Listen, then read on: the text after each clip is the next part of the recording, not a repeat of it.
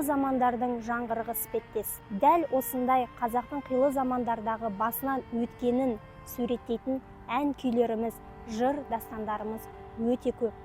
Солардың бірі Байжігіттің күйі «Қайың сауған». 4 түлік мал ұстап, айран ішіп, қымыз ішіп, ет жеп жүрген халық бір күнде жоқшылықтың, жұртшылықтың, шапқыншылықтың салдарына қайыңның суын теретіндей бейшара халге түсті. Мұхтар Мағауиннің «Күй иесі Байжігіт» атты еңбегінде қайың сауған сөзі тек азық-түлік тапшылығын ғана бейнелемейді, сонымен қатар қорлықтың, рухани және материалдық азып-тозудың, езгіге түсудің шегі деген ұғымды білдірсе, жоңғар шапқыншылығынан соң қайың сауған халге 1,5 үй, бірлі екілі ру емес, бүкіл қазақ халқы ұшырағандығын ескерсек, бұл күйде қанша салмақ жатқандығын аңғарамыз.